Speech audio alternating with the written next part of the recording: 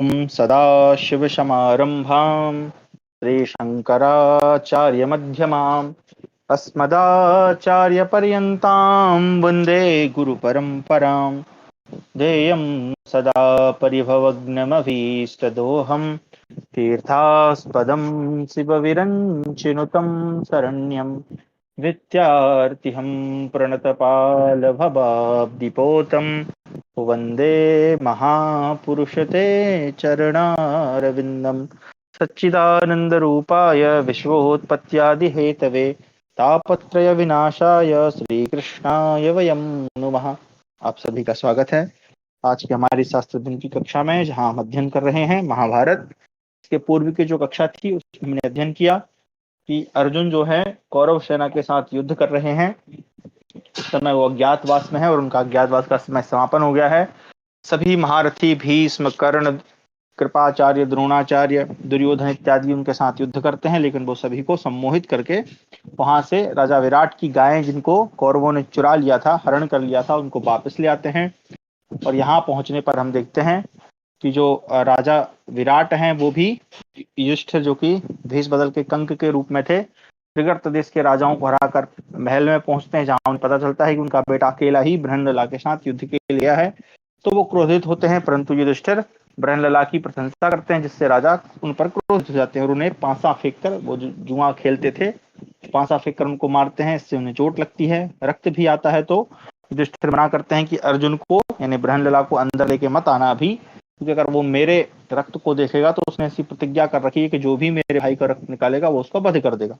तो फिर थोड़ी देर बाद जो द्रौपदी है वो उनको जल ला के देती है, वो रक्त को साफ करते हैं। फिर अर्जुन आते हैं और फिर वहां पर उत्तर, जो राजा विराट का पुत्र है, वो सबकी जो रियल आइडेंटिटी है उसको रिवील कर देता है, ठीक है, और बता देता है कि ये युधिष्ठिर हैं, ये अर्जुन है। उसके बाद वो योजना बना के करते हैं, ये 3 दिन तक वो विचार करते हैं, फिर अपनी जो असली मतलब रूप है उसको बता देते हैं। फिर उसके बाद राजा विराट बड़े प्रसन्न होते हैं और अपना राज्य उनके चरणों में समर्पित कर देते हैं। और उसके बाद उत्तरा, जो कि उनकी पुत्री है, उसका प्रस्ताव देते हैं कि ये अर्जुन के साथ विवाह करे। लेकिन चूंकि अर्जुन ने उसको शिक्षा दी है संगीत इत्यादि की, तो वो आचार्य के समान है, तो वो उसको अपनी पुत्री मानते हैं। तो वो उनको मना कर देते हैं और कहते हैं कि इस आपकी पुत्री के लिए मेरा जो पुत्र है अभिमन्यु, वो इसके योग्य है। तो आपको जो है मैं आपकी पुत्री को पुत्र वधू के रूप में स्वीकार करता हूँ, यानी आपकी पुत्री को मेरे पुत्र के साथ विवाह करना ज्यादा उचित रहेगा। तो फिर राजा विराट हैं जो मान जाते हैं, और अब हमारी कक्षा अभिमन्यु और उत्तरा के विवाह से आरंभ होगी। चलिए मैं स्क्रीन शेयर करता हूँ। अगर आवाज नहीं आए तो एक बार आप बता दीजिएगा मुझे। तो हमारा है श्री महाभारत पर्व, श्री महाभारतम का उद्योग पर्व हम आज आरंभ करेंगे, जो कि पहला अध्याय है। राजा विराट की सभा में भगवान श्री कृष्ण का भाषण। नारायणं नमस्कृत्यं नरं चैव नरोत्तमं देवीं सरस्वतीं व्यासं ततो जयं मुदीरयेत्। तो ये महाभारत के लिए मंगलाचरण है, जो कि हर एक पर्व के प्रारंभ में है। वैशंपायनोवाच कृत्वा विवाहं तु कुरु प्रवीरा सदाभिमन्यो मुदितः स्वपक्षः विश्रम्य रात्रौ शशि प्रतीता सभां विराटस्य ततोऽभिजग्मुः। सभा तुषा मत्स्यपतेः समृद्धा मणिप्रवेकोत्तमरत्नचित्रा न्यस्ताशनामाल्यवती सुगंधा ताभ्यां तामभ्युस्ते नरराजवृद्धाः। वैशंपायन जी कहते हैं, जन्मेजय, उस समय अभिमन्यु का विवाह करके कुरुवीर पांडव तथा अब उनके अपने पक्ष के लोग यादव पांचाल आदि अत्यंत आनंदित हुए। रात्रि में विश्राम करके वे प्रातःकाल जो नित्य कर्म करके विराट की सभा में उपस्थित हुए। मत्स्य देश के अधिपति विराट की वह सभा अत्यंत समृद्धशालिनी थी। उसमें मणियों, मोती, मूंगे आदि की खिड़कियां और झालरें लगी थीं। उसके फर्श और दीवारों में उत्तम उत्तम रत्नों, हीरे पन्ने आदि की पच्चीकारी की गई थी। इन सब के कारण उसकी विचित्र शोभा हो रही थी। उस सभा भवन में यथा योग्य स्थानों पर आसन लगे हुए थे, जगह जगह मालाएं लटक रही थी, सबोर सुगंध फैल रही थी। वे श्रेष्ठ नरपतिगण उसी सभा में एकत्र हुए। वहां सबसे पहले राजा विराट और द्रुपद आसन पर विराजमान हुए, क्योंकि वे दोनों समस्त भूपतियों में वृद्ध और माननीय थे। तत्पश्चात अपने पिता वासुदेव के साथ बलराम और श्री कृष्ण ने भी आसन ग्रहण किए। पांचाल राज द्रुपद के पास शिवी वंश के श्रेष्ठ वीर सात्यकी तथा रोहिणी नंदन बलराम जी बैठे थे और मत्स्यराज विराट के अत्यंत निकट श्री कृष्ण तथा युधिष्ठिर विराजमान थे। राजा द्रुपद के सब पुत्र भीमसेन, अर्जुन, नकुल, सहदेव, युद्धवीर प्रद्युम्न और सांब विराट के पुत्रों सहित अभिमन्यु तथा द्रौपदी के सभी पुत्र स्वर्ण जटित सुंदर सिंहासनों पर आसपास ही बैठे थे। द्रौपदी के पांचों पुत्र पराक्रम पराक्रम सौंदर्य और बल में अपने पिता पांडवों के ही समान थे। वे सब के सब सूरवीर थे। इस प्रकार चमकीले आभूषणों तथा सुंदर वस्त्रों से विभूषित उन समस्त महारथियों के बैठ जाने पर राजाओं से भरी हुई वह समृद्धशालिनी सभा ऐसी शोभा पा रही थी मानो उज्ज्वल ग्रह नक्षत्रों से भरा आकाश जगमगा रहा हो। तदनंतर उन सुंदर वीर सूरवीर पुरुषों ने समाज में जैसी बातचीत करनी चाहिए वैसी ही विविध प्रकार की विचित्र बातें की। फिर सब नरेश भगवान श्री कृष्ण की ओर देखते हुए 2 घड़ी तक कुछ सोचते हुए चुप बैठे रहे। भगवान श्री कृष्ण ने पांडवों के कार्य के लिए ही उन श्रेष्ठ राजाओं को संगठित किया था। जब उन सब लोगों की बातचीत बंद हो गई तब वे सिंह के समान पराक्रमी नरेश एक साथ श्री कृष्ण के सार गर्भित तथा श्रेष्ठ फल देने वाले वचन सुनने लगे। श्री कृष्ण ने भाषण देना प्रारंभ किया। उपस्थित सुहृदगण, आप सब लोगों को यह मालूम ही है कि सुबल पुत्र शकुनी ने द्यूत सभा में किस प्रकार कपट करके धर्मात्मा युधिष्ठिर को परास्त किया और इनका राज्य छीन लिया। उस जुए में यह शर्त रख दी गई थी कि क्षमा करें कि जो हारे वह 12 वर्षों तक वनवास और 1 वर्ष तक अज्ञातवास करे। पांडव सदा सत्य पर आरूढ़ रहते हैं, सत्य ही इनका रथ अर्थात आश्रय है। इनमें वेग पूर्वक समस्त भूमंडल को जीत लेने की शक्ति है, तथापि इन वीराग्रगण्य पांडु कुमारों ने सत्य का ख्याल करके 13 वर्षों तक वनवास और अज्ञातवास के उस कठोर व्रत का धैर्यपूर्वक पालन किया जिसका स्वरूप बड़ा ही उग्र है। इस 13वें वर्ष को पार करना बहुत ही कठिन था, परंतु इन महात्माओं ने आपके पास ही अज्ञात रूप में रहकर भांति भांति के असह्य क्लेश सहते हुए यह वर्ष बिताया। इसके अतिरिक्त 12 वर्षों तक ये वन में भी रह चुके हैं। अपनी कुल परंपरा से प्राप्त हुए राज्य की अभिलाषा से इन वीरों ने अब तक अज्ञातावस्था में दूसरों की सेवा में संलग्न रहकर 13वां वर्ष पूर्ण किया। ऐसी परिस्थिति में जिस उपाय से धर्मपुत्र युधिष्ठिर तथा राजा दुर्योधन का भी हित हो उसका आप लोग विचार करें। आप कोई ऐसा मार्ग ढूंढ निकालें जो उन कुरुश्रेष्ठ वीरों के लिए धर्मानुकूल, न्यायोचित तथा यश की वृद्धि करने वाला हो। धर्मराज युधिष्ठिर यदि धर्म के विरुद्ध देवताओं का भी राज्य प्राप्त होता हो तो उसे नहीं लेना चाहेंगे। किसी छोटे से गांव का राज्य भी यदि धर्म और अर्थ के अनुकूल प्राप्त होता हो तो ये उसे लेने की इच्छा कर सकते हैं। आप सभी नरेशों को यह विदित है कि धृतराष्ट्र के पुत्रों ने पांडवों के पैतृक राज्य का किस प्रकार अपहरण किया है। कौरवों के इस मिथ्या व्यवहार तथा छल कपट के कारण पांडवों को कितना महान और असह्य कष्ट भोगना पड़ा है यह आप लोगों से छिपा नहीं है। धृतराष्ट्र के उन पुत्रों ने अपने बल और पराक्रम से कुंती पुत्र युधिष्ठिर को किसी युद्ध में पराजित नहीं किया था, छल से ही इनका राज्य छीना था। तथापि सुहृदों सहित राजा युधिष्ठिर अब उनकी भलाई ही चाहते हैं। पांडवों ने दूसरे राजाओं को युद्ध में जीतकर उन्हें पीड़ित करके जो धन स्वयं प्राप्त किया था उसी को कुंती और माद्री के ये वीर पुत्र मांग रहे हैं।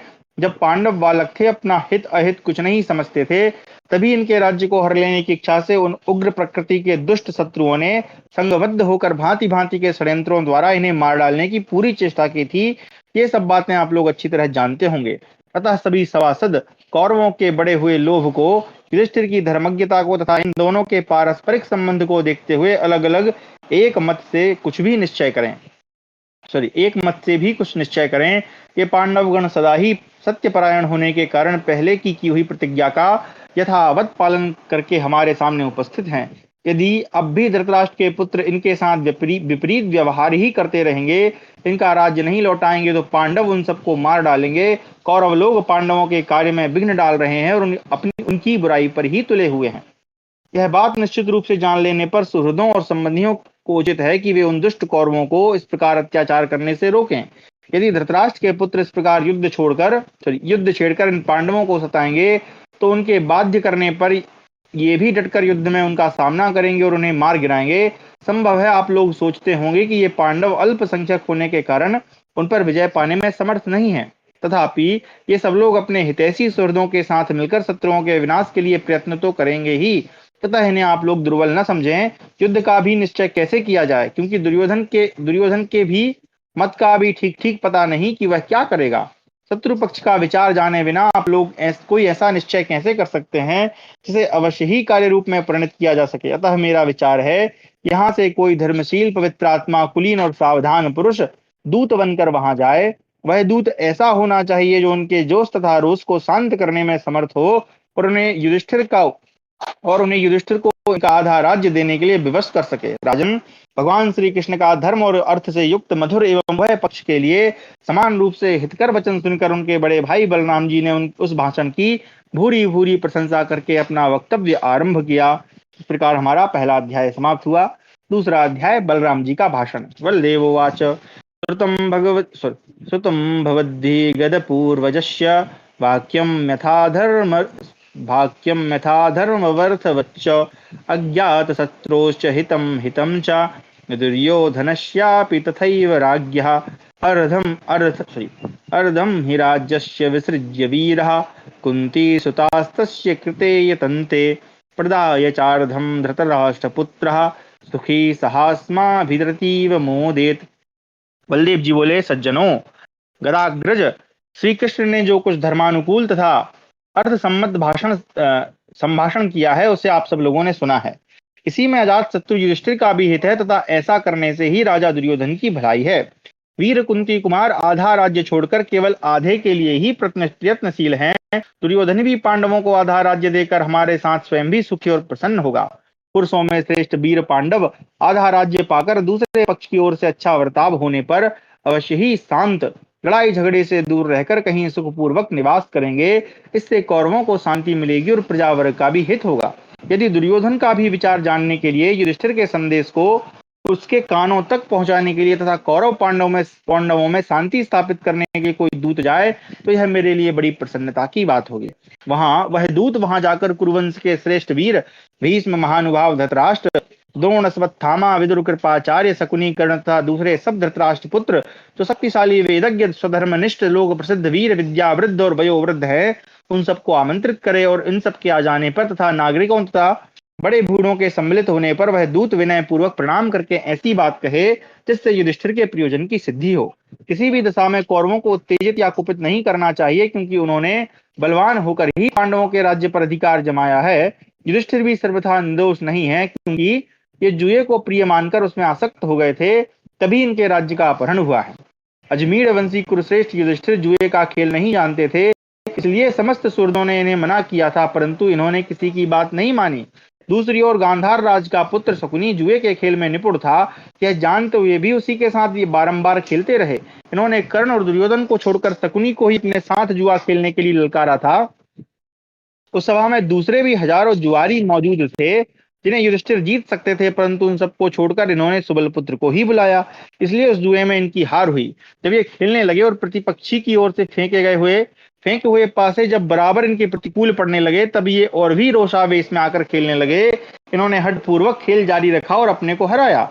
इसमें शकुनी का कोई अपराध नहीं है, इसलिए जो दूत यहाँ से भेजा जाए वह धृतराष्ट्र को प्रणाम करके अत्यंत विनय के साथ सामनीति युक्त वचन कहे। ऐसा करने से ही धृतराष्ट्र पुत्र दुर्योधन को वह पुरुष अपने प्रयोजन की सिद्धि में लगा सकता है। कौरव पांडवों में परस्पर युद्ध हो ऐसी आकांक्षा न करो, कोई ऐसा कदम न उठाओ। संधि या समझौते की भावना से ही दुर्योधन को आमंत्रित करो। मेल मिलाप से समझा बुझाकर जो प्रयोजन सिद्ध किया जाता है वही परिणाम में हितकर होता है। युद्ध में तो दोनों पक्षों की ओर से अन्याय अर्थात अनीति का ही वर्ताव किया जाता है और अन्याय से इस जगत में किसी प्रयोजन की सिद्धि नहीं हो सकती। वैशंपायन जी कहते हैं, जन्मेजय, मधुवंश के प्रमुख वीर बलदेव जी इस प्रकार कह ही रहे थे कि सिनी वंश के श्रेष्ठ सूरमा सात्विकी सहसा उछलकर खड़े हो गए। उन्होंने कुपित होकर बलभद्र जी के भाषण की कड़ी आलोचना करते हुए इस प्रकार कहना आरंभ किया। इस प्रकार दूसरा अध्याय समाप्त हुआ। तीसरा अध्याय सात्विकी के वीरोचित उद्गार। सात्विकिरुवाच यादृशा पुरुषस्यात्मा तादृशं संप्रभाषते यथा रूपोऽन्तरात्मा ते तथा रूपं प्रभाषसे सन्ति वै पुरुषासूरा सन्तिका पुरुषास्तथा वहावेतौ दृढौ पक्षौ दृश्येते पुरुषान् प्रति एकस्मिन्नेव जायेते कुले क्लीब महाबलौ फलाफलवती शाखे यथैकस्मिन् वनस्पतौ। सात्विकी ने कहा, बलराम जी, मनुष्य का जैसा हृदय होता है वैसी ही बात उसके मुख से निकलती है। आपका भी जैसा अंतःकरण है वैसा ही आप भाषण दे रहे हैं। संसार में सूरवीर पुरुष भी हैं और का पुरुष अर्थात कायर भी हैं। पुरुषों में ये दोनों पक्ष निश्चित रूप से देखे जाते हैं। जैसे एक ही वृक्ष में कोई शाखा फलवती होती है और कोई फलहीन, इसी प्रकार एक ही कुल में दो प्रकार की संतान उत्पन्न होती हैं, एक नपुंसक और दूसरी महान बलशाली। अपनी ध्वजा में हल्का चिन्ह धारण करने वाले मधुकुल रत्न, आप जो कह रहे हैं उसमें मैं दोष नहीं निकाल रहा हूँ। जो लोग आपकी बातें चुपचाप सुन रहे हैं उन्हीं को मैं दोषी मानता हूँ। भला कोई भी मनुष्य भरी सभा में निर्भय होकर धर्मराज युधिष्ठिर पर थोड़ा सा भी दोषारोपण करे तो वह कैसे बोलने का अवसर पा सकता है। महात्मा युधिष्ठिर जुआ खेलना नहीं जानते थे, तो भी जुए के खेल में निपुण धूर्तों ने उन्हें अपने घर बुलाकर अपने विश्वास के अनुसार हराया अथवा जीता है। यह उनकी धर्मपूर्वक विजय कैसे कही जा सकती है। यदि भाइयों सहित कुंती नंदन युधिष्ठिर अपने घर पर जुआ खेलते होते और ये कौरव वहां जाकर उन्हें हरा देते तो यह उनकी धर्मपूर्वक विजय कही जा सकती थी। परंतु उन्होंने सदा क्षत्रिय धर्म में तत्पर रहने वाले राजा युधिष्ठिर को बुलाकर छल और कपट से उन्हें पराजित किया है। क्या यही उनका परम कल्याणमय कर्म कहा जा सकता है। ये राजा युधिष्ठिर अपने वनवास विषय प्रतिज्ञा तो पूर्ण कर ही चुके हैं, अब किस लिए उनके आगे मस्तक झुकाएं, अर्थात क्यों प्रणाम या विनय करें। वनवास के बंधन से मुक्त होकर ये अपने बाप दादों के राज्य को पाने के न्यायता अधिकारी हो गए हैं। यदि युधिष्ठिर अन्याय से ही अपना धन अपना राज्य लेने की इच्छा करें तो भी अत्यंत दीनवर कर शत्रुओं के सामने हाथ फैलाने या भीख मांगने योग्य नहीं है। कुंती के पुत्र वनवास की अवधि पूरी करके जब लौटे हैं तब कौरव यह कहने लगे हैं कि हमने तो इन्हें समय पूर्ण होने से ही पहले पहचान लिया। ऐसी दशा में यह कैसे कहा जाए कि कौरव धर्म में तत्पर हैं और पांडवों के राज्य का अपहरण नहीं करना चाहते। वे भीष्म, द्रोण और विदुर बहुत अनुनय विनय करने पर भी पांडवों को उनका पैतृक धन वापस देने का निश्चय अथवा प्रयास नहीं कर रहे हैं। मैं तो रणभूमि में पैने बाणों से उन्हें बलपूर्वक मनाकर महात्मा कुंती नंदन युधिष्ठिर के चरणों में गिरा दूंगा। यदि वे परम बुद्धिमान युधिष्ठिर के चरणों में गिरने का निश्चय नहीं करेंगे तो अपने मंत्रियों सहित उन्हें यमलोक की यात्रा करनी पड़ेगी। ऐसे बड़े बड़े पर्वत भी वज्र का वेग सहन करने में समर्थ नहीं है, उसी प्रकार युद्ध की इच्छा रखने वाले और क्रोध में भरे हुए मुझे सात्विकी के प्रहार वेग को सहन करने की सामर्थ्य उनमें से किसी में भी नहीं है। कौरव दल में कौन ऐसा है जो जीवन की इच्छा रखते हुए भी युद्ध भूमि में गांडीव धनवा अर्जुन, चक्रधारी भगवान श्री कृष्ण, क्रोध में भरे हुए मुझे सात्विकी, दुर्धर्ष वीर भीमसेन, यम और काल के समान तेजस्वी दृढ़ धनुर्धर नकुल सहदेव, यम और काल को भी अपने तेज से तिरस्कृत करने वाले वीरवर विराट और द्रुपद तथा द्रुपद कुमार धृष्टद्युम्न का भी सामना कर सकता है। द्रौपदी की कीर्ति बढ़ाने वाले ये पांचों पांडव कुमार अपने पिता के ही समान डील डौल वाले, वैसे ही पराक्रमी तथा उन्हीं के समान रणोन्नत सूरवीर हैं। महान धनुर्धर सुभद्रा कुमार अभिमन्यु का वेग तो देवताओं के लिए भी दुस्सह है। गद, प्रद्युम्न और शाम ये काल और सूर्य के समान अजेय हैं। इन सब का सामना कौन कर सकता है। हम लोग शकुनी सहित धृतराष्ट्र पुत्र दुर्योधन को तथा कर्ण को भी युद्ध में मारकर पांडुनंदन युधिष्ठिर का राज्याभिषेक करेंगे। आदताई शत्रुओं का वध करने में कोई पाप नहीं, शत्रुओं के सामने याचना करना ही अधर्म और अपयश की बात है। अतः पांडुपुत्र युधिष्ठिर के मन में जो अभिलाषा है उसी की आप लोग आलस्य छोड़कर सिद्धि करें। धृतराष्ट्र राज्य लौटा दें और पांडुपुत्र युधिष्ठिर उसे ग्रहण करें। जब पांडुनंदन युधिष्ठिर को राज्य मिल जाना चाहिए, अन्यथा समस्त कौरव युद्ध में मारे जाकर रणभूमि में सदा के लिए सो जाएंगे। इस प्रकार हमारा तीसरा अध्याय समाप्त हुआ। चौथा अध्याय, राजा द्रुपद की सम्मति। द्रुपदोवाच एवमेतन् महाबाहो भविष्यति न संशया, नहि दुर्योधनो राज्यं मधुरेण प्रदास्यते अनुवर्त्स्यति तं चापि धृतराष्ट्रासुत प्रिया भीष्म द्रोणौ च कार्पण्यान् मोक्षादराधेय शौबलो बलदेवस्य वाक्यं तु मम ज्ञानेन युज्यते तद्धि पुरुषेणाग्रे कार्यं सुनयमिच्छता। सात्विकी की बात सुनकर द्रुपद ने कहा, महाबाहो तुम्हारा कहना ठीक है, इसमें संदेह नहीं कि ऐसा ही होगा, क्योंकि दुर्योधन मधुर व्यवहार से राज्य नहीं देगा। अपने उस पुत्र के प्रति आसक्त रहने वाले धृतराष्ट्र भी उसी का अनुसरण करेंगे। भीष्म और द्रोणाचार्य दीनतावश तथा कर्ण और शकुनी मूर्खतावश दुर्योधन का साथ देंगे। बलदेव जी का कथन मेरी समझ में ठीक नहीं आन पड़ा। मैं जो कुछ कहने जा रहा हूँ वही सुनीति की इच्छा रखने वाले पुरुष को सबसे पहले करना चाहिए।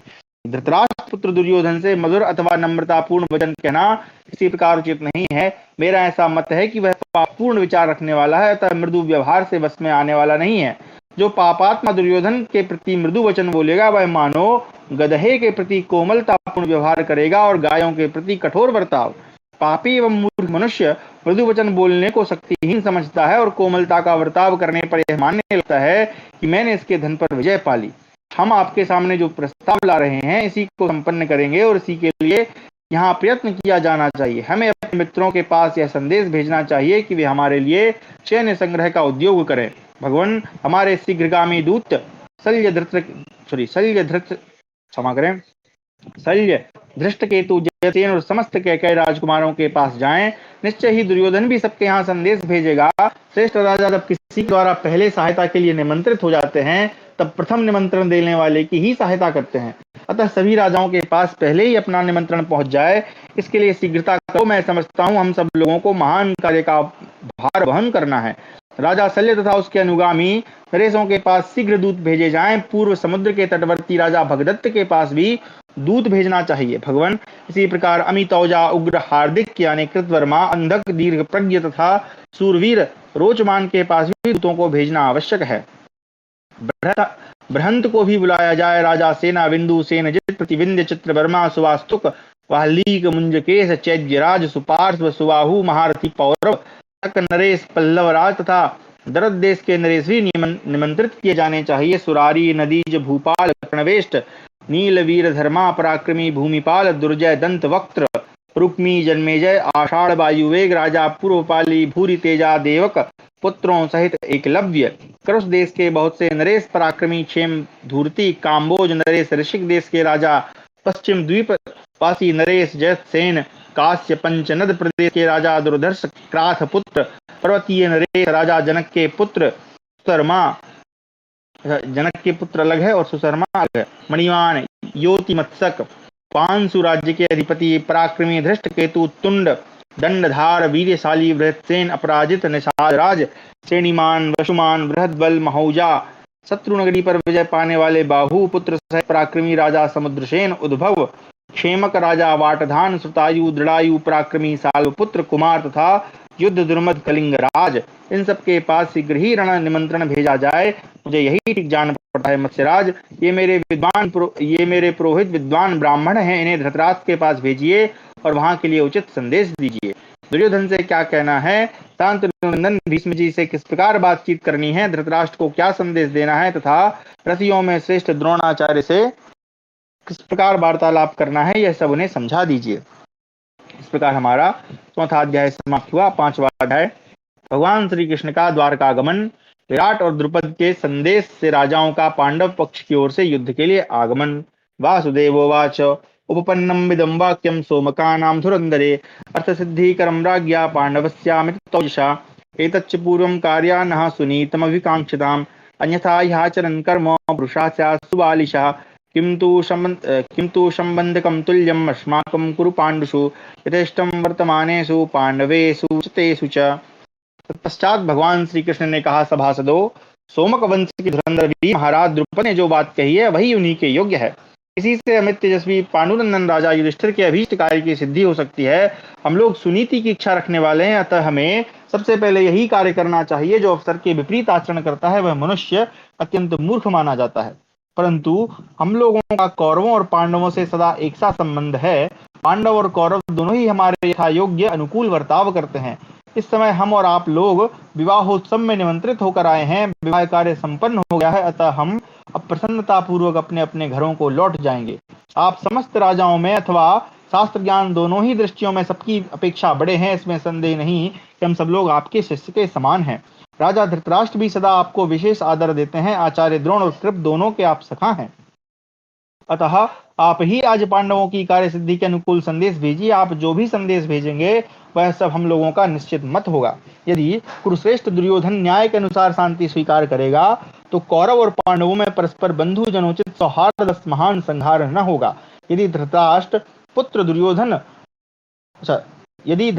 पुत्र दुर्योधन मोहवश घमंड में आकर हमारा प्रस्ताव न स्वीकार करे तो आप दूसरे राजाओं को युद्ध का निमंत्रण भेजकर सबके बाद हम लोगों को आमंत्रित कीजिएगा। फिर तो गांडीव धनवा अर्जुन के कुपित होने पर मंदबुद्धि मूढ़ दुर्योधन अपने मंत्रियों और बंधुजनों के साथ सर्वथा नष्ट हो जाएगा। क्षमा करें।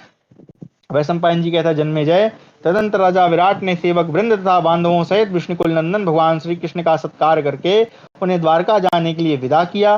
श्री कृष्ण के द्वारका चले जाने पर युधिष्ठिर आदि पांडव तथा राजा विराट युद्ध की सारी तैयारियां करने लगे। बंधुओं सहित राजा विराट तथा महाराज द्रुपद ने मिलकर सब राजाओं के पास युद्ध का निमंत्रण भेजा। कुरुकुल के सिंह पांडव मत्स्य नरेश विराट तथा पांचाल नरेश द्रुपद के संदेश से दूर दूर के महाबली नरेश बड़े हर्ष और उत्साह में भरकर वहां आने लगे। पांडवों के यहाँ विशाल सेना एकत्र हो रही है, यह सुनकर धृतराष्ट्र पुत्रों ने भी भूमिपालों को बुलाना आरंभ किया। राजन, इस प्रकार कौरवों और पांडवों के उद्देश्य से दूर दूर के नरेश अपनी सेना लेकर प्रस्थान करने लगे। इनकी चतुरंगिनी सेना से सारी पृथ्वी व्याप्त हुई सी जान पड़ने लगी। चारों ओर से उन वीरों के जो सैनिक आ रहे थे, पर्वतों और वनों सहित सारी पृथ्वी को प्रकंपित सी कर रहे थे। तदनंतर पांचाल नरेश ने युधिष्ठिर की सम्मति के अनुसार बुद्धि और अवस्था में भी बढ़े चढ़े अपने पुरोहित को कौरवों के पास भेजा। इस प्रकार हमारा 5वां अध्याय समाप्त हुआ। देखो, एक तरफ तो ये युद्ध की तैयारी कर रहे हैं और एक तरफ दूध भेज रहे हैं, है ना। मतलब कहीं ना कहीं इनको भी पता है कि भाई युद्ध तो हो नहीं है, लेकिन फिर भी चलो एक प्रयास तो करते ही हैं। तो 6वां अध्याय, द्रुपद का पुरोहित को दौत्य कर्म के लिए, दौत्य यानी दूध का कर्म, दूध से दौत्य बनता है ना, दौत्य कर्म के लिए अनुमति देना तथा पुरोहित का हस्तिनापुर को प्रस्थान।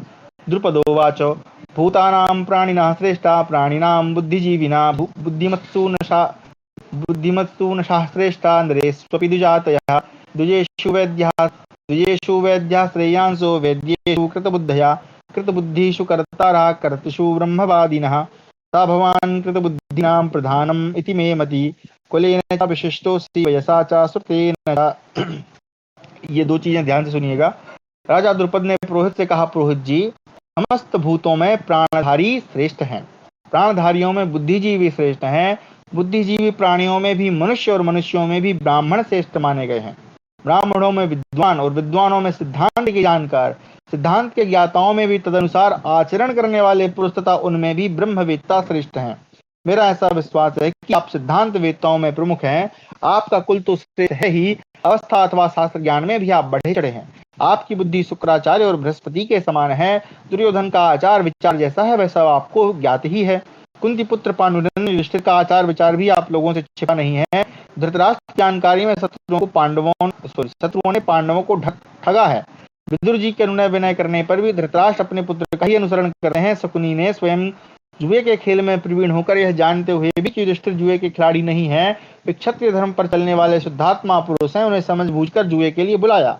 उन सब ने मिलकर धर्मराज युधिष्ठिर को ठगा है। अब वे किसी भी अवस्था में स्वयं राज्य नहीं लौटाएंगे, परंतु आप राजा धृतराष्ट्र से धर्मयुक्त बातें कहकर उनके योद्धाओं का मन निश्चय ही अपनी ओर फेर लेंगे। दुर जी भी वहां आपके वचनों का समर्पित, अच्छा दुर लिखा है, विदुर होना था, तो ये मिसप्रिंट है। विदुर जी भी वहां आपके वचनों का समर्थन करेंगे तथा आप भीष्म, द्रोण तथा कृपाचार्य आदि में भेद उत्पन्न कर देंगे। जब मंत्रियों में फूट पड़ जाएगी और योद्धा भी विमुख होकर चल देंगे, तब उनका प्रधान कार्य होगा पुनः नूतन सेना का संग्रह और संगठन। इसी बीच में एकाग्रचित्त वाले कुंती कुमार अनायास ही सेना का संगठन और दिव्य का संग्रह कर लेंगे। जब वहां हमारे स्वजन उपस्थित रहेंगे और आप भी वहां रहकर लौटने में विलंब करते रहेंगे, तब निसंदेह वे सैन्य संग्रह का कार्य उतने अच्छे ढंग से नहीं कर सकेंगे। वहां आपके जाने का यही प्रयोजन प्रधान रूप से दिखाई देता है। यह भी संभव है कि आपकी संगति से धृतराष्ट्र का मन बदल जाए और वे आपकी धर्मानुकूल बात स्वीकार कर लें। आप धर्मपरायण तो हैं ही, वहां धर्मानुकूल बर्ताव करते हुए कौरव कुल में जो कृपालु वृद्ध पुरुष हैं, उनके समक्ष पूर्व पुरुषों द्वारा आचरित कुल धर्म का प्रतिपादन तथा पांडवों के क्लेशों का वर्णन कीजिएगा। इस प्रकार आपका मन दुर्योधन की ओर से फोड़ लेंगे, इस प्रकार आप उनका मन दुर्योधन की ओर से फोड़ लेंगे, मतलब उसको क्या बोलते हैं, भेद उत्पन्न कर देंगे, अंतर बता देंगे। इसमें मुझे कोई संशय नहीं, क्योंकि यहाँ आप देखें कि जब जा रहा है तो साम दाम दंड भेद तीनों चारों नीतियां जो है उसका प्रयोग करने को बोला जा रहा है। तो भेद की नीति यहाँ पर प्रमुख रूप से बताई जा रही है। आपको उनसे कोई भय नहीं, क्योंकि आप वेद वेत्ता ब्राह्मण हैं, विशेषता दूत कर्म में नियुक्त और वृद्ध हैं। अतः आप पुष्य नक्षत्र से युक्त जय नामक मुहूर्त में कुंती नंदन युधिष्ठिर के कार्य की सिद्धि के लिए कौरवों के पास सिर जाइए। वैशंपायन जी कहते हैं, जन्मेजय, महामना राजा द्रुपद के इस प्रकार अनुशासित होकर सदाचार संपन्न पुरोहित ने हस्तिनापुर को प्रस्थान किया। वे विद्वान एवं नीति शास्त्र और अर्थशास्त्र के विशेषज्ञ थे। वे पांडवों के हित के लिए शिष्यों के साथ कौरवों की राजधानी की ओर गए। इस प्रकार हमारा 6वां अध्याय पूरा हुआ। 7वां अध्याय, श्री कृष्ण का दुर्योधन तथा अर्जुन दोनों को सहायता देना। वैशंपायनोवाच पुरोहितं ते प्रस्थाप्य नगरं नागशवं दूतान् प्रस्थापयामासु पार्थिवेभ्यस्ततस्ततः प्रस्थापदूतान्यन्यत्र द्वारकां पुरुषर्षभा स्वयं जगाम कौरव्यः कुन्तीपुत्रो धनञ्जयः गते द्वारवतीं कृष्णे बलदेवे च माधवे सह वृष्ण्यन्धिकैः सर्वैः भोजैश्चैः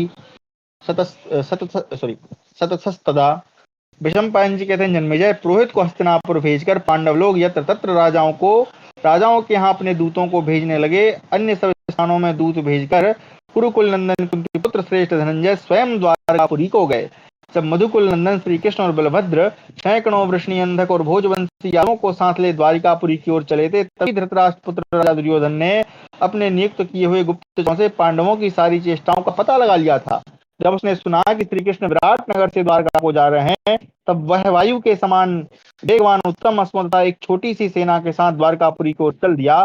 कुंती कुमार नंदन अर्जुन ने भी उसी दिन शीघ्रता पूर्वक रमणीय द्वारकापुरी की ओर प्रस्थान किया। कुरुवंश का आनंद बढ़ाने वाले उन दोनों नरवीरों ने द्वारका में पहुंचकर देखा श्री कृष्ण शयन कर रहे हैं। तब वे दोनों सोए हुए श्री कृष्ण के पास गए। श्री कृष्ण के शयन काल में पहले दुर्योधन ने उनके भवन में प्रवेश किया और उनके सिरहाने की ओर रखे हुए एक श्रेष्ठ सिंहासन पर बैठ गया। तत्पश्चात महामना किरीटधारी अर्जुन ने श्री कृष्ण के शयनागार में प्रवेश किया। वे बड़ी नम्रता से हाथ जोड़े हुए श्री कृष्ण की चरणों की ओर खड़े रहे। जागने पर विष्णुकुल भूषण श्री कृष्ण ने पहले अर्जुन को ही देखा। मधुसूदन ने उन दोनों का यथायोग्य आदर सत्कार करके उनसे आगमन का कारण पूछा। तब दुर्योधन ने भगवान श्री कृष्ण से हंसते हुए से कहा, एक मिनट, माधव, पांडवों के साथ हमारा जो युद्ध होने वाला है उसमें आप मुझे सहायता दें। आपकी मेरे तथा अर्जुन के साथ एक सी मित्रता है एवं हम लोगों का आपके साथ संबंध भी समान ही है। मधुसूदन, आज मैं ही आप पास पहले आया हूँ। पूर्व पुरुषों के सदाचार का अनुसरण करने वाले श्रेष्ठ पुरुष पहले आए हुए प्रार्थी की ही सहायता करते हैं। जनार्दन, आप इस संसार के सत्पुरुषों में सबसे श्रेष्ठ हैं और सभी सर्वदा आपको सम्मान की दृष्टि से देखते हैं। अतः आप सत्पुरुषों के ही आचार का पालन करें। श्री कृष्ण ने कहा, राजन, इसमें संदेह नहीं कि आप ही मेरे यहाँ पहले आए हैं, परंतु मैंने पहले अर्जुन को ही देखा है। सुयोधन, आप पहले आए हैं और अर्जुन को मैंने पहले देखा, इसलिए मैं दोनों की ही सहायता करूंगा। शास्त्र की आज्ञा है कि पहले बालकों को ही उनकी अभीष्ट वस्तु देनी चाहिए। अतः अवस्था में छोटे होने के कारण पहले अर्जुन को ही अपनी अभीष्ट वस्तु पाने के मतलब हैं। मेरे पास 10 करोड़ गोपों की विशाल सेना है और सबके सब मेरे जैसे ही बलिष्ठ शरीर वाले हैं।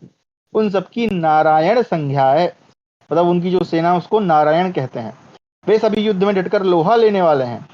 एक ओर तो वे दुर्धर्ष सैनिक युद्ध के लिए उद्यत रहेंगे और दूसरी ओर से अकेला मैं रहूंगा, परंतु ना तो मैं युद्ध करूंगा और ना कोई शस्त्र ही धारण करूंगा। ये जो श्लोक है ये प्रतिज्ञा है श्री कृष्ण की। अयुध्यमानः संग्रामे न्यस्त शस्त्रोह मेकतः। अर्जुन, इन दोनों में से कोई एक वस्तु जो तुम्हारे मन को अधिक प्रिय जान पड़े तुम पहले चुन लो, क्योंकि धर्म के अनुसार पहले तुम्हें ही अपनी मनचाही वस्तु चुनने का अधिकार है। वैशंपायन जी कहते, राजन, श्री कृष्ण के ऐसा कहने पर कुंती कुमार धनंजय ने संग्राम भूमि में युद्ध न करने वाले भगवान श्री कृष्ण को ही अपना सहायक चुना, जो साक्षात शत्रुहंता नारायण है। अजन्मा होते हुए भी स्वेच्छा से देवता, दानव तथा समस्त क्षत्रियों के सम्मुख मनुष्यों में अवतीर्ण हुए हैं। जन्मेजय, तब दुर्योधन ने वह सारी सेना मांग ली जो अनेक सहस्त्र सैनिकों की सहस्त्रों टोलियों में संगठित थी। उन योद्धाओं को पाकर और श्री कृष्ण को ठगा समझकर राजा दुर्योधन को बड़ी प्रसन्नता हुई। उसका बल भयंकर था। वह सारी सेना लेकर महाबली रोहिणी नंदन बलराम जी के पास गया और उनसे उन्हें अपने आने का सारा कारण बताया। तब सूरवंशी बलराम जी ने धृतराष्ट्र पुत्र दुर्योधन को इस प्रकार उत्तर दिया। बलदेव जी बोले, पुरुषंग, पहले राजा विराट के यहाँ विवाह उत्सव के अवसर पर मैंने जो कुछ कहा था वह सब तुम्हें मालूम हो गया होगा। अच्छा, ये जो बलराम जी है ना, ये तो इनका थोड़ा झुकाव दुर्योधन की तरफ है, क्योंकि ये इनका शिष्य था। कुरुनंदन, तुम्हारे लिए मैंने श्री कृष्ण को बाध्य करके कहा था कि हमारे साथ दोनों पक्षों का समान रूप से संबंध है। राजन, यह बात मैंने बार बार दोहराई, परंतु श्री कृष्ण को जची नहीं। मैं श्री कृष्ण को छोड़कर एक क्षण भी अन्यत्र कहीं ठहर नहीं सकता। अतः मैं श्री कृष्ण की ओर देखकर मन ही मन इस निश्चय पर पहुंचा हूँ कि मैं ना तो अर्जुन की सहायता करूंगा ना दुर्योधन की ही। पुरुष रत्न, तुम समस्त राजाओं द्वारा सम्मानित भरत वंश में उत्पन्न हुए हो। जाओ, क्षत्रिय धर्म के अनुसार युद्ध करो। वैशंपायन जी कहते, जन्मेजय, बलभद्र जी के ऐसा कहने पर दुर्योधन ने उन्हें हृदय से लगाया और श्री कृष्ण को ठगा गया जानकर युद्ध में अपनी निश्चित विजय समझ ली। धृतराष्ट्र पुत्र राजा दुर्योधन कृतवर्मा के पास गया। कृतवर्मा ने उसे एक अक्षौहिणी सेना दी। उस भारी भयंकर सेना के साथ घिरा हुआ कुरुनंदन दुर्योधन अपने सुहृदों का हर्ष बढ़ाता हुआ बड़ी प्रसन्नता के साथ हस्तिनापुर को लौटा।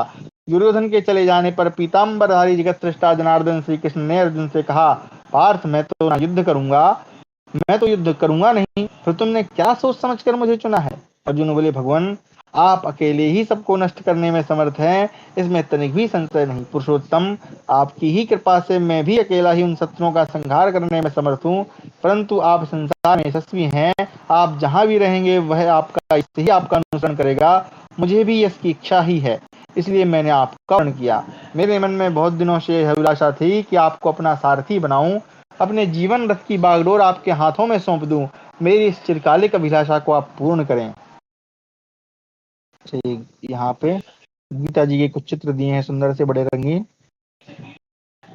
चलिए आगे बढ़ते हैं, कहाँ गया?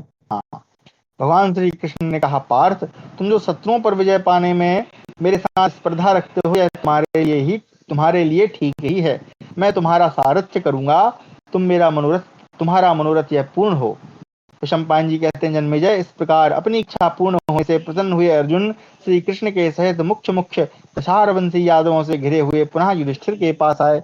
इस प्रकार हमारा 7वां अध्याय समाप्त हुआ। 8वां अध्याय, शल्य का दुर्योधन के सत्कार से प्रसन्न हो उसे वर देना, युधिष्ठिर से मिलकर उसे आश्वासन देना। वैशंपायनोवाच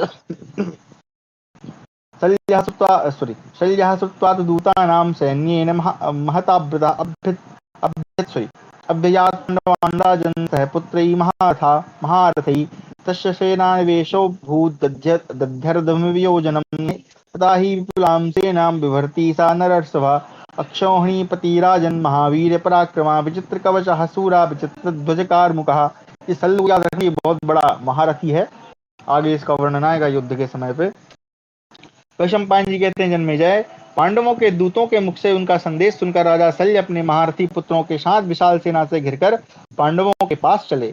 नरश्रेष्ठ शल्य इतनी अधिक सेना का भरण पोषण करते थे कि उसका पड़ाव पड़ने पर आधी योजन भूमि गिर जाती थी। राजन, महान बलवान और पराक्रमी शल्य अक्षौहिणी सेना के स्वामी थे। सैकड़ों और हजारों वीर क्षत्रिय शिरोमणि उनकी विशाल वाहिनी का संचालन करने वाले सेनापति थे। वे सबके सब शौर्य संपन्न अद्भुत कवच धारण करने वाले तथा विचित्र ध्वज एवं धनुष से सुशोभित थे। उन सबके अंगों में विचित्र आभूषण शोभा दे रहे थे। सभी के रथ और वाहन विचित्र थे। सबके गले में विचित्र मालाएं शोभित थी। सबके वस्त्र और अलंकार अद्भुत दिखाई देते थे। उन सब ने अपने अपने देश की वेशभूषा धारण कर रखी थी। राजा शल्य अपने समस्त प्राणियों को व्यथित और पृथ्वी को कंपित से करते हुए अपनी सेना को धीरे धीरे विभिन्न स्थानों पर ठहराकर विश्राम देते हुए उस मार्ग पर चले जिससे पांडुनंदन युधिष्ठिर के पास शीघ्र पहुंच सकते थे। भरत नंदन, उन्हीं दोनों दुर्योधन ने महारथी एवं महामना राजा शल्य का आगमन सुनकर स्वयं आगे बढ़कर मार्ग में ही उनका सेवा सत्कार प्रारंभ कर दिया। दुर्योधन ने राजा शल्य के स्वागत सत्कार के लिए रमणीय प्रदेशों में बहुत से सभा भवन तैयार कराए, जिनकी दीवारों में रत्न जड़े हुए थे। उन भवनों को सब प्रकार से सजाया गया था। नाना प्रकार के शिल्पियों ने उनमें अनेक क्रीड़ा विहार के स्थान बनाए थे।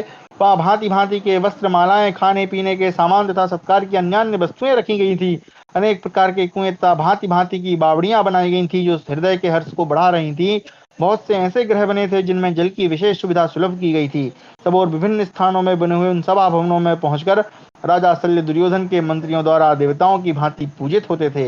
इस तरह यात्रा करते हुए शल्य किसी दूसरे सभा भवन में गए जो देव मंदिरों के समान प्रकाशित होता था। वहां उन्हें अलौकिक कल्याणमय भोग प्राप्त हुए। उस समय क्षत्रिय शिरोमणि नरेश ने अपने आप को सबसे अधिक सौभाग्यशाली समझा। उन्हें देवराज इंद्र भी अपने से तुच्छ प्रतीत हुए। उस समय अत्यंत प्रसन्न होकर उन्होंने सेवकों से पूछा, युधिष्ठिर के किन आदमियों ने ये सभा भवन बनाए हैं, उन सबको बुलाओ, मैं उन्हें पुरस्कार देने योग्य मानता हूँ। मैं इन सबको अपनी प्रसन्नता के फलस्वरूप कुछ पुरस्कार दूंगा। युधिष्ठिर को भी मेरे इस व्यवहार का अनुमोदन करना चाहिए। यह सुनकर सब सेवकों ने विस्मित हो दुर्योधन से वे सारी बातें बताईं। जब हर्ष में भरे हुए राजा शल्य अपने प्रति किए हुए उपकार के बदले प्राण तक देने को तैयार हो गए, तब गुप्त रूप से वहीं छिपा हुआ दुर्योधन मामा शल्य के सामने गया। उसे देखकर तथा उसी ने यह सारी तैयारी की है यह जानकर मद्रराज ने प्रसन्नता पूर्वक दुर्योधन को हृदय से लगा लिया और कहा, तुम अपनी अभीष्ट वस्तु मुझसे मांग लो। अब देखो, ये मद्रराज हैं, माद्री जो है इन्हीं की बहन थी, है ना। और ये देखा जाए तो बेसिकली पांडवों के मामा जी हैं। दुर्योधन के भी हुए, लेकिन उसने दिमाग लगा लिया कि भाई इसको अपनी तरफ मिला लूंगा तो काम बन जाएगा। आपके लिए जैसे पांडव हैं वैसा ही मैं हूँ। प्रभु, मैं आपका भक्त होने के कारण आपके द्वारा समादृत और पालित होने योग्य हूँ, अतः मुझे अपनाइए। शल्य ने कहा, महाराज तुम्हारा कहना ठीक है, भूपाल, तुम जैसा कहते हो वैसा ही वर तुम्हें प्रसन्नता पूर्वक देता हूँ। यह ऐसा ही होगा, मैं तुम्हारी सेना का अधिनायक बनूंगा। वैशंपायन जी कहते हैं, राजन, उस समय शल्य ने दुर्योधन से कहा, तुम्हारी यह प्रार्थना तो स्वीकार कर ली, अब और कौन सा कार्य करूं। यह सुनकर गांधारी नंदन दुर्योधन ने बार बार यही कहा कि मेरा तो सब काम आपने पूरा कर दिया। शल्य बोले, नरश्रेष्ठ दुर्योधन, अब तुम अपने नगर को जाओ, मैं शत्रुदमन युधिष्ठिर से मिलने जाऊंगा। नरेश्वर, मैं युधिष्ठिर से मिलकर शीघ्र ही लौटाऊंगा। पांडुपुत्र नरश्रेष्ठ युधिष्ठिर से मिलना भी अत्यंत आवश्यक है। दुर्योधन ने कहा, राजन पृथ्वीपते, पांडुनंदन युधिष्ठिर से मिलकर आप शीघ्र चले आइए। राजेंद्र, हम आपके ही अधीन हैं, आपने हमें जो वरदान दिया है उसे याद रखिएगा। शल्य बोले, नरेश्वर, तुम्हारा कल्याण हो, तुम अपने नगर को जाओ, मैं शीघ्र आऊंगा। ऐसा कहकर राजा शल्य तथा दुर्योधन दोनों एक दूसरे से गले मिलकर विदा हुए। इस प्रकार शल्य से आज्ञा लेकर दुर्योधन पुनः अपने नगर को लौट आया और शल्य कुंती कुमारों से दुर्योधन की वह करतूत सुनाने के लिए युधिष्ठिर के पास गए। विराटनगर के उपप्लव्य नगर नामक प्रदेश में जाकर वे पांडवों की छावनी में पहुंचे और वहीं उन सब पांडवों से मिले। पांडुपुत्रों से मिलकर महाबाहु शल्य ने उनके द्वारा विधि पूर्वक दिए हुए पाद्य, अर्घ्य और गौ को ग्रहण किया।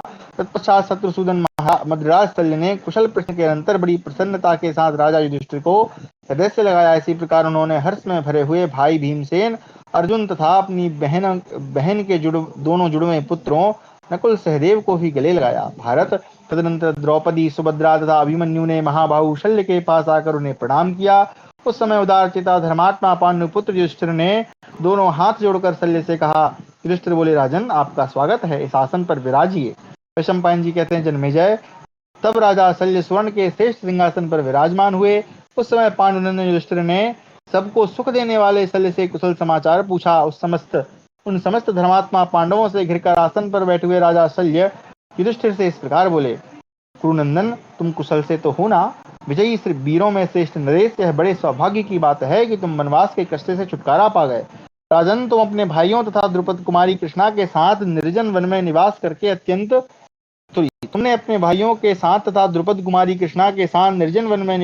अत्यंत दुष्कर कार्य किया है।